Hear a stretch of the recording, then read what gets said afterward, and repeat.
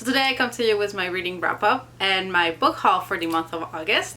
I'm combining both because I only read 4 books this month. Only. I read 4 books, which honestly, considering how crazy this month has been of like settling in my new place and the things that I still need to do, that like, you know, this never ending to-do list, still never ending. Considering all that, I think 4 books is not so bad actually. But yes, because I have only 4 books to talk to you about, I thought I would combine it with also a book haul, which I know you might think, why would I be getting more books? But actually, it's just circumstances. For one, I bought books. I always buy at least 1 book August 12th because it's Le 12 août, j'achète un livre québécois. And so basically it's a yearly thing of buying a book from a Quebec author. So I did that. I did get carried away. I didn't buy just 1 book. So that's on me. And then I also, because I was unhauling, and I still am unhauling some books, I got some credit at the used bookstore where I left them at. So I used those credits to get books. So I feel like those ones are not so bad, kind of like balancing out a little bit. But anyways, and because I'm still unhauling, probably next month you'll also see another haul because, well, I'm gonna be bringing those, getting store credit, and probably getting some books. So anyways, enough rambling, let's get on to the books that I read this month. So the first book that I finished this month was Woodworm by Laila Martinez. That's basically the only book that I read for Women in Translation this month. It's a novella and it was translated from Spanish and I really enjoyed it. I have to say, now that I'm trying to talk about the book, I don't think I retained too much of it, which is not the book's fault because I did read it on ebook. And it took me a moment, but I liked it. I enjoyed the vibes. I was in it. I love the haunted house vibe, the ghost vibes, all of that. Really enjoyed it. I like the characters and kind of, sorry about that, and kind of the narrative it had with like the families. Let me just turn that off. And I do like the family dynamic that was portrayed in there. I think to me it was like a solid 4-star. I would recommend it if you want like a spooky novella. It's spooky in the ghost sense, but I wouldn't say it's like spooky in like blood or like violence, or like, not that there isn't violence, but it's written in a way that I feel like that's not what should deter you from picking it up. So yeah, I enjoyed it. I'm glad I read it, and I like novellas. I feel like it gets to the point, especially like spooky ones, when they're well done. I really enjoy them, and I did like that like spooky haunted house, which apparently was a theme this month, because the other book that I finished this month was We Used to Live Here by Marcus Clyward, which is also kind of like a not haunted house, I wouldn't say haunted house, but spooky things happen in the house. So, but it's not the same vibe as Woodworm. I want to say We Used to Live Here is more thriller-ish, and I'm not gonna say more because I don't want to spoil, but yes, it's more thriller-ish. So that's one book that it took me a moment because I picked it up in January and then it automatically returned. I listened to it on audiobook. It automatically returned, of course, and then it took months for me to get it back because I don't know what happened in the internet, but everyone was reserving that audiobook, and I am in 3 different libraries. Like, I have 3 different libraries connected to my Libby, and the sooner, like the quickest way for me to get it still took months for me to get it back, and it was crazy. So anyways, I feel like that kind of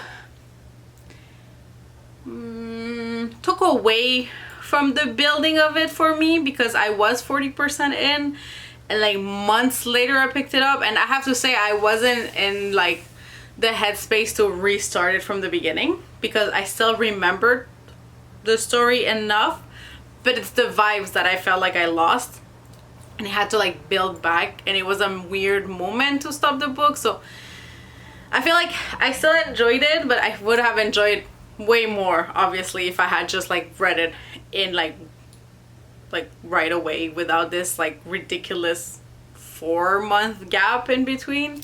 It was still interesting. I still didn't see something coming, so that was fun. It's always fun when you don't see something coming.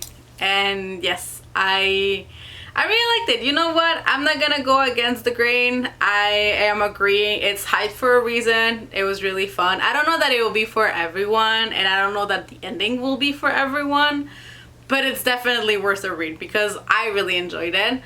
And it's just, I feel like it's such a fun, I don't know how to explain it, but it read like a movie. Like I could just see it.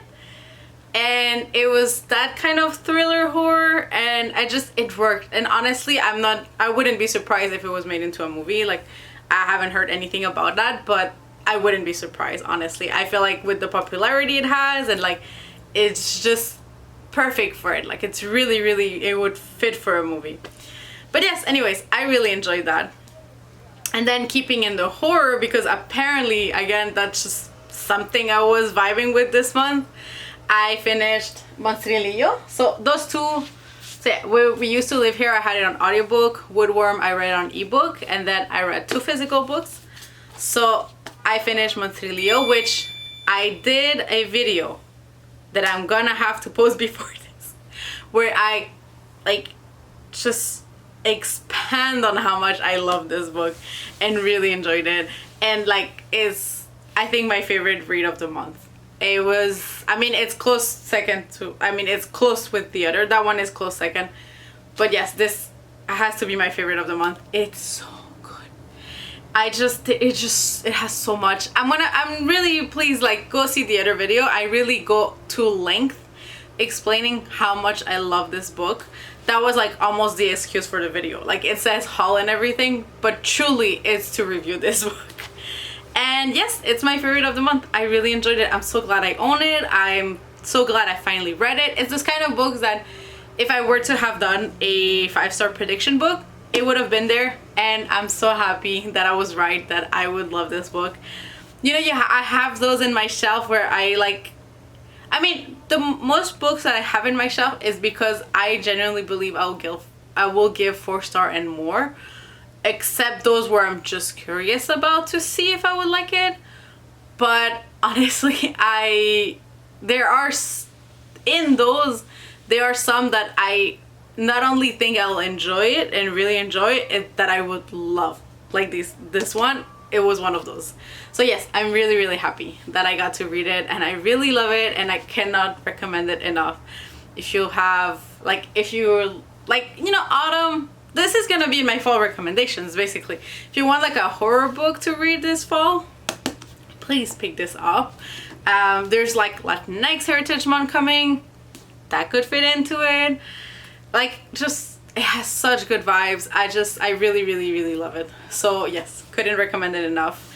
This is basically, I'm still gonna give you a little bit of like substance in this, because yes, I do encourage you to watch the other video, because I really, really gush over how much I love this.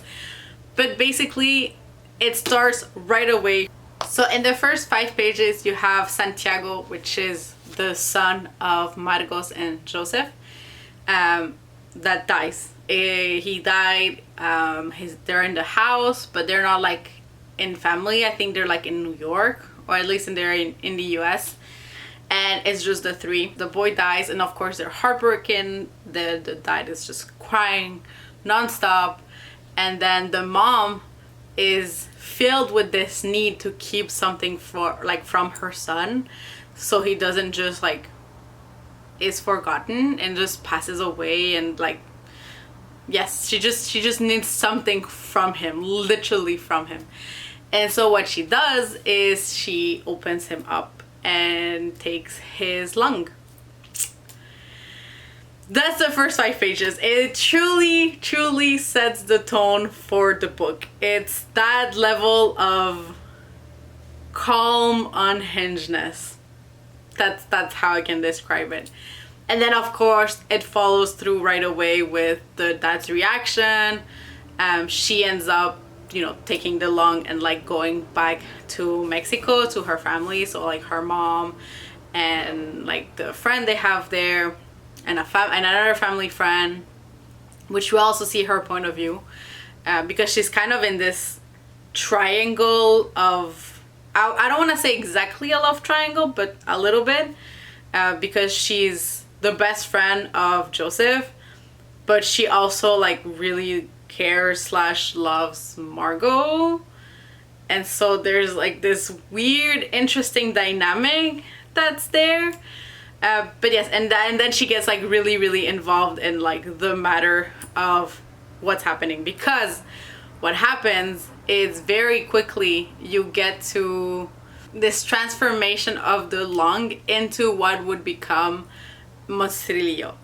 And it's that's a fantasy aspect of it, or magical realism, depends on like where you draw the line of the story, because that's truly it. Like the lung is becoming this thing, and it's not like a metaphor, it's literally that. I mean, it's not a metaphor, like it's not like in the story, it truly is what happened. There's no subtlety. I feel like in magical realism sometimes it's like very subtle. This isn't subtle, like it's like truly a little monster that is like growing and growing, and it's how they deal with it, and how while dealing with that monster, or at least that new being, they're also dealing with their grief, and then their relationship, you know, like Marcos and Joseph, how like they're working through it, how the family is kind of wary of what's happening with this little monster. Anyway, it's just so interesting, and it goes to places that I didn't think it would, and it really goes through a lot of years. Like this is spanning on a lot of time, which I wasn't expecting, but I enjoyed. And yes, it's just so good. It has so much in this book. It's so interesting. So yes, 10 out of 10, loved it. The next book that I read, which I also bought this month, so it's actually kind of in this pile-ish too. Look at this little pumpkin, it's so cute. It's Clémence en colère by Myriam Mal, and it was so good. So I got it for the 12th of August kind of event they have here. So this is like a Quebec settled author, because she's French but she lives in Quebec. And yes, it was so good. Definitely trigger warning, because this definitely talks, like the main subject is Clémence being angry about like patriarchy, of course, and all the things that's happening in the world, but also like to her friends, like to the women surrounding her, and then her own event of sexual assault. And so this is a big theme, so definitely trigger warning. This was done in a way that to me was not that triggering, like I could go along with it, and it really got in my feels. And the way it's written and the way they introduce group therapy in this is just beautiful. I don't think it's talked about enough. I don't think there's enough fiction or non-fiction about this, because that was just, to me, it was amazing and very much needed. So yes, 10 out of 10. The graphics too, I really like her style. So that too, like inside and out, le contenu et le contenant, like truly the drawings and the story to me were perfect, and I really enjoyed it. I really liked it. I only read like the first few pages when I was at the bookstore, and I just knew I had to get it. I was so intrigued to know more about this character, and I really like that character of Clémence, and how she's kind of dealing with it in her way, which is like so much anger, and I can so empathize with it, because there's different ways of going through it, but we don't talk enough about the angry part of it and how it consumes you just as much as the sadness part. So yes, I really loved it. I can only highly recommend it too. That's also a 5-star for me this month. I really enjoyed it. So now let's do the book haul. So I started with Clémence en colère, so that's like one of the books that I read. And actually, I'm gonna show you the 2 other books, because I bought 3 books for it, for that day, the 12th of August. I got carried away. I don't know what to tell you. The bookstore was really fun, and there was such a good vibe, and there was like interesting books. The other one that I got was Dissident by Jean-Pierre Gorquignan. And this is set in 2030 in Montreal. And basically you follow this intern as he's being accused because they're using an AI system to kind of predict when a terrorist attack is gonna happen. And not exactly a terrorist attack, but like a terrorist is about to become, I don't know how to say, like a terrorist in becoming, basically. So the AI is meant to like point at these people right away on that like before they act. And so this intern is getting accused, but he doesn't really know why, and he doesn't understand why he would be selected, that he should be arrested for an act that hasn't happened, and doesn't know, like he wasn't, you know, like it wasn't even like in his mind, or so we're understanding from like the synopsis of this is that he's confused as to why he's being accused of that. So I thought the premise was really interesting. Like 2033, is it gonna happen? I have my doubts. That being said, things are going so quickly that maybe, and that the use of AI can be used for so many things that it's not that far-fetched of an idea. So I thought it was interesting. And yes, I really am interested and intrigued of where this is going and kind of what the message the author wants to transmit to us through the story. So I'm really intrigued.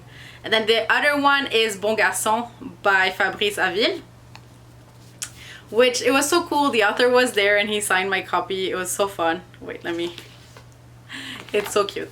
And yes, I'm intrigued. It's basically a memoir, you know, about being an immigrant Haitian in Montreal. And just this story to me is very appealing. As like a daughter of immigrants, I can really connect with it.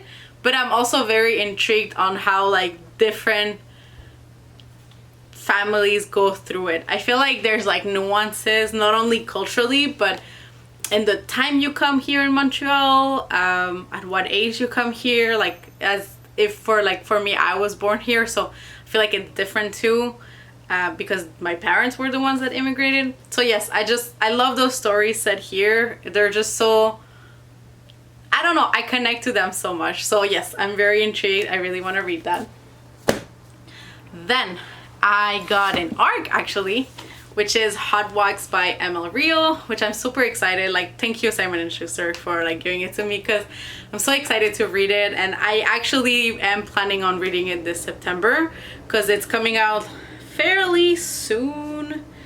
I don't remember, September 9th. I'll probably have already read it by the time you see this video. So, well, not read it, like I don't know that I'll finish it right away, but I definitely will have started. So yes, because I loved If We Were Villains, I'm really intrigued by whatever she's gonna write next. And even though I skipped Graveyard Shift, just because a lot of people were like kind of having mixed feelings and I want my own opinion on it, so I just like took a pause and I'm like, I will read it, just not right away. But yes, Hot Wax, it was too tempting for me not to get it. So yes, I'm gonna read this one. And then the other three that I got are from the used bookstore where I sold my books. So I got like some store credit. I didn't use them all, so I still have like a couple of books that I can get still. But yes, I got Braiding Sweetgrass by Robin Wall Kimmerer, and I am so excited that I got it. It's like one of those few nonfictions that I know I wanted to like physically own and tab. So yes, I'm like super excited that I got it. And then I got Through the Woods by Emily Carroll, because it is my favorite graphic novel to read during this like fall season, and I'm definitely rereading it. There's no way I'm not rereading this, and I want to get also the other one from Emily Carroll. So yes, I finally got my copy of Through the Woods. And then I found The Devil's Rose by Brom, which I really want to get Slewfoot by Brom, but they didn't have it.